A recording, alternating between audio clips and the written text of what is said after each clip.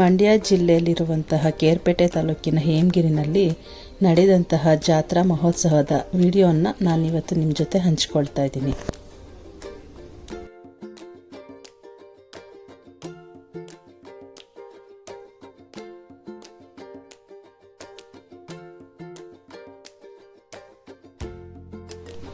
ಜಾತ್ರೆಗೆ ನಡ್ಕೊಂಡು ಹೋಗೋಣ ಅಂತ ನಡ್ಕೊಂಡು ಹೊರಟಿದ್ವಿ. ಹಾಗೆ ನಡ್ಕೊಂಡು ಹೋಗಬೇಕಾದ್ರೆ ಅಲ್ಲಿ ಅಡಿಕೆ ಮರ, ಕಾಲುವೆನಲ್ಲಿ ಹರಿತಾ ಇರುವಂತಹ ನೀರನ್ನು ನೋಡಿದ್ವಿ. ಮತ್ತು ಜೋಳ ಇತ್ತು, ಜೋಳದ ಗಿಡ ಮತ್ತು ಕಬ್ಬು, ತೆಂಗು ಎಲ್ಲವನ್ನು ವಿಡಿಯೋ ಮಾಡಿಕೊಂಡು ಅದನ್ನು ನಾನು ನಿಮ್ಮ ಜೊತೆ ಇವಾಗ ಹಂಚ್ಕೊಳ್ತಾ ಇದ್ದೀನಿ.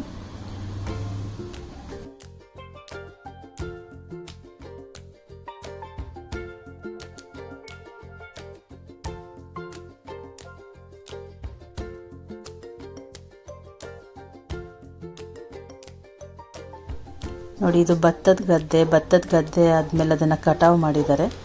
ಪಕ್ಕದಲ್ಲಿ ಸಣ್ಣದಾಗಿ ನೀರು ಹರಿತಾ ಇದೆ, ಅದನ್ನು ಕೂಡ ಹಾಗೆ ಸೆರೆ ಹಿಡಿದೆ. ಅಲ್ಲಿ ಅಡಿಕೆ ಮರ ಮತ್ತು ತೇಗದ ಮರಗಳೆಲ್ಲ ಇತ್ತು.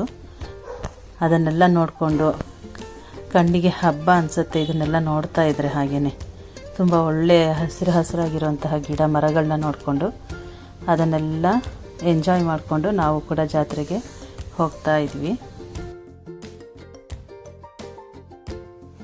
ಈ ಬೆಂಗಳೂರಂಥ ವಾತಾವರಣದಲ್ಲಿದ್ದು ಯಾವಾಗಲೂ ಈ ವಾಹನಗಳ ಸೌಂಡು, ಹೊಗೆ, ಧೂಳು ಎಲ್ಲವನ್ನು ಉಸಿರಾಡಿ ತುಂಬ ಹಿಂಸೆ ಅನ್ನಿಸ್ತಾ ಇರುತ್ತೆ.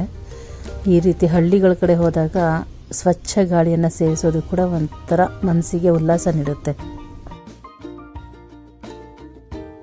ನೋಡಿ, ಇದೇನೆ ಜಾತ್ರೆ ನಡೀತಾ ಇರೋವಂತಹ ಸ್ಥಳ ಹೇಮಗಿರಿ ಅಂತ. ನೋಡಿ, ಅಲ್ಲಿ ಬೆಟ್ಟನೂ ಕೂಡ ಕಾಣಿಸ್ತಾ ಇದೆ. ಹಾಗೆ ಬೆಟ್ಟದ ಮೇಲಿರುವಂತಹ ದೇವಸ್ಥಾನನೂ ಕೂಡ ಕಾಣಿಸ್ತಾ ಇದೆ. ಇದೇ ದೇವಸ್ಥಾನ. ಇಲ್ಲಿಗೆ ನಾವಿವಾಗ ಹೋಗ್ತಾ ಇರೋದು. ಹಾಗೆ ರೋಡಲ್ಲಿ ಹೋಗ್ತಾ ಇದ್ದೀವಿ. ನೋಡಿ, ಇಲ್ಲಿ ಜಾತ್ರೆ ಎಷ್ಟು ಚೆನ್ನಾಗಿ ಕಟ್ಟಿದೆ ನೋಡಿ. 15 ದಿನಗಳ ಮುಂಚೆನೇ ಇಲ್ಲಿ ದನಗಳು ಕಟ್ಟೋದಕ್ಕೆ ಶುರುವಾಗುತ್ತೆ. ಇಲ್ಲಿ ಹಸುಗಳ ಜಾತ್ರೆನೇ ಜಾಸ್ತಿ. ನೋಡಿ, ಇಲ್ಲಿ ಹಸುಗಳ ಬೊಂಬೆಗಳು ಇಟ್ಟಿರುವಂಥದ್ದು, ಪಾತ್ರೆಗಳು, ಹಾಗೆ ಹಣ್ಣು ಎಲ್ಲವೂ ಕೂಡ ಜಾತ್ರೆನಲ್ಲಿ ಕಟ್ಟಿದೆ. 15 ದಿನಕ್ಕೆ ಮುಂಚೆನೇ ಕೂಡ ಇಲ್ಲಿ ಹಸುಗಳು ಸೇರೋದಕ್ಕೆ ಶುರುವಾಗುತ್ತೆ. ಇನ್ನು ರಥಸಪ್ತಮಿ ದಿನ ಜಾತ್ರೆ ಇರುತ್ತೆ. ಅವತ್ತು ತೇರು ಎಳಿತಾರೆ. ಅವತ್ತಿನ ಹಿಂದಿನ ದಿನದಷ್ಟೊತ್ತಿಗೆ ಎಲ್ಲ ಹಸುಗಳು ಕೂಡ ಹೊರಟೋಗಿರುತ್ತೆ. ಈ ಹಸುಗಳನ್ನು, ಎತ್ತುಗಳನ್ನು ಮಾರೋರು ಮತ್ತು ತೆಗೆದುಕೊಳ್ಳೋದಕ್ಕೆ ಬರೋರು ತುಂಬ ಜನ ಇರ್ತಾರೆ. ಆ ನಂತರ ನಾವು ಗಂಗೆ ಪೂಜೆ ಮಾಡೋದಕ್ಕೆ ಅಂತ ಹೇಮಾವತಿ ಹೊಳೆಗೆ ಹೋದ್ವಿ. ಅಲ್ಲಿ ಅಮ್ಮ ಮತ್ತು ಮನೆಯವರೆಲ್ಲ ಗಂಗೆ ಪೂಜೆಯನ್ನು ಮಾಡ್ತಾಯಿದ್ದಾರೆ.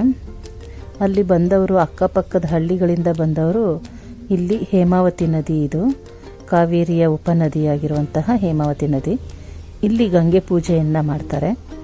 ನೋಡಿ, ತುಂಬ ಜನ ಗಂಗೆ ಪೂಜೆಯನ್ನು ಮಾಡಿದ್ದಾರೆ ಇಲ್ಲಿ. ನಾವು ಕೂಡ ಗಂಗೆ ಪೂಜೆಯನ್ನು ಮೊದಲು ಮಾಡಿ ಆನಂತರ ತೇರು ನಿಂತಿರುವಂತಹ ಸ್ಥಳಕ್ಕೆ ಹೋಗ್ತಾ ಇದ್ದೀವಿ. ಇವಾಗ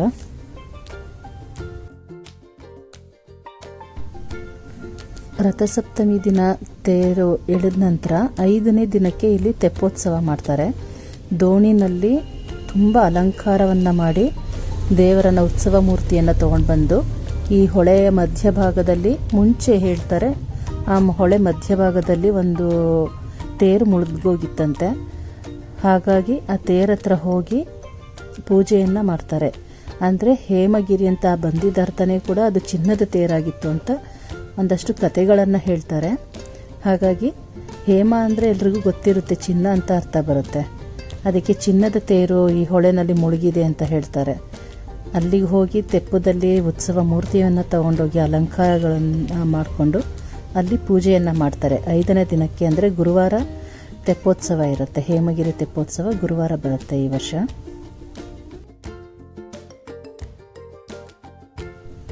ಈಗ ತೇರು ಎಳೆಯೋದಕ್ಕೆ ಶುರು ಮಾಡ್ತಾ ಇದ್ದಾರೆ. ತುಂಬ ಜನ ಸೇರಿದ್ದಾರೆ ಹತ್ತಿರದಲ್ಲಿ. ಮೊದಲನೇ ಬಾರಿಗೆ MLA, ನಮ್ಮ ಈ ಕ್ಷೇತ್ರದ MLA ಅವರು ತೇರನ್ನು ಮುಟ್ಟಿ ನಮಸ್ಕಾರ ಮಾಡಿ ಪೂಜೆಯನ್ನು ಮಾಡಿ ಸ್ವಲ್ಪ ದೂರ ಅವರ ಕೈಲಿ ತೇರನ್ನು ಎಳಿಸ್ತಾರೆ. ಅಂದರೆ ಅದ್ರಗಳ ಜೊತೆಗೆ ಜನಗಳೆಲ್ಲ ತೇರು ಎಳಿತಾ ಇದ್ದಾರೆ. ನಾವು ಕೂಡ ಅವ್ರಗಳ ಜೊತೆ ಸೇರಿ ತೇರನ್ನು ಎಳೆಯೋದಕ್ಕೆ ಶುರು ಮಾಡಿದ್ವಿ. ಆನಂತರ ಇಲ್ಲಿ ರಂಗನಾಥ ಸ್ವಾಮಿ ಪಾದ ಇದೆ ನೋಡಿ, ಕೆಳಗಡೆ ಪಾದ ಇದೆ. ಆ ಪಾದಕ್ಕೆ ನಾವು ಪೂಜೆಯನ್ನು ಮಾಡಿ ನಂತರ ಮೆಟ್ಲು ಹತ್ತೋದಿಕ್ಕೆ ಅಂತ ಶುರು ಮಾಡಿದ್ವಿ. ನಾವು ಮೆಟ್ಲು ಹತ್ಕೊಂಡು ಮೇಲ್ಗಡೆ ಬಂದ್ವಿ. ಆ ನಂತರ ಅಲ್ಲಿ ಒಂದು ಗುಹೆ ಇದೆ. ಇದ್ರ ಬಗ್ಗೆ ತುಂಬ ಕಥೆಗಳಿದೆ.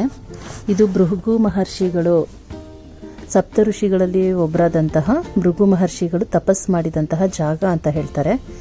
ಅದನ್ನು ನಾನು ಮಗಳಿಗೆ ತೋರಿಸೋದಕ್ಕೆ, ಏಕೆಂದರೆ ಅವಳು ಇಷ್ಟು ದಿನ ಆದ್ರೂ ಕೂಡ ಅವಳು ಜಾತ್ರೆಗೆ ಬಂದಿರಲಿಲ್ಲ. ಹಾಗಾಗಿ ಅವಳಿಗೆ ಭೃಗು ಮಹರ್ಷಿಗಳ ಗುಹೆಯನ್ನು ತೋರಿಸೋದಕ್ಕೆ ಅಂತ ಅವಳನ್ನು ಇಲ್ಲಿಗೆ ಕರ್ಕೊಂಡು ಬಂದೆ.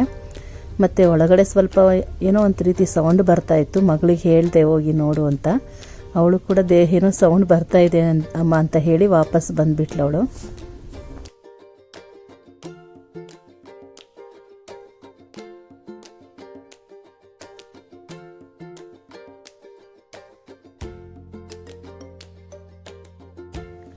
ಆ ನಂತರ ಮೇಲ್ಗಡೆ ಮೆಟ್ಲಿದೆ. ಇದು ಮೆಟ್ಲನ್ನು ಹತ್ತೋದಕ್ಕೆ ಅಂತ ಶುರು ಮಾಡಿದ್ವಿ.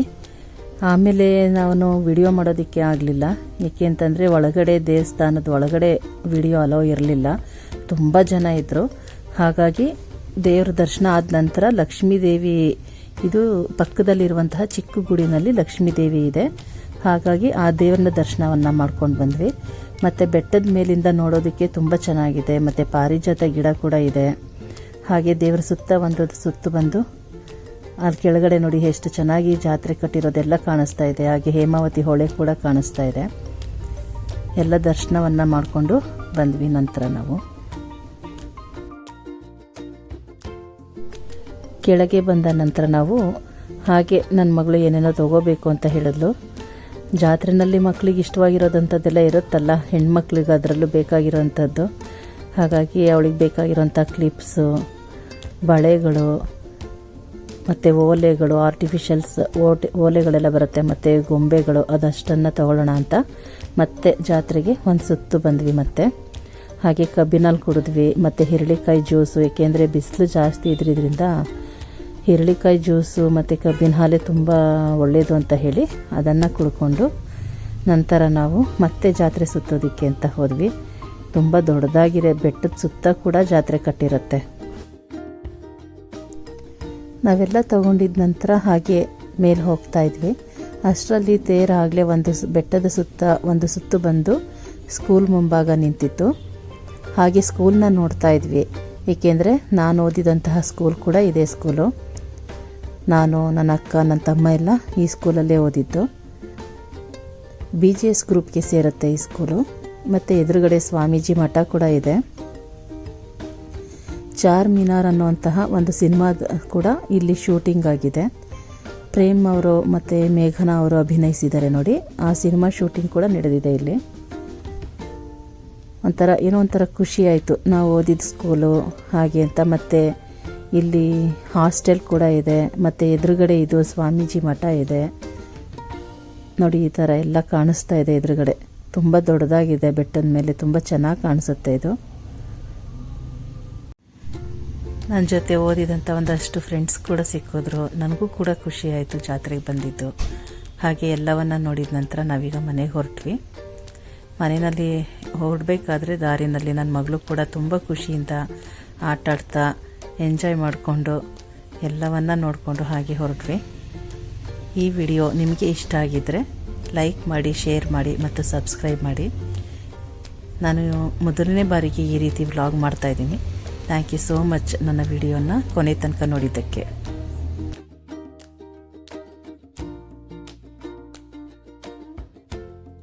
ಮನೆಗೆ ಬಂದ ನಂತರ ನೋಡಿದರೆ ಅಮ್ಮ ನಾವು ಬಂದಿದ್ದೀವಿ ಅಂತ, ಮತ್ತು ಜಾತ್ರೆ ಇದೆ ಅಂತ ವಡೆ, ಚಕ್ಲಿ,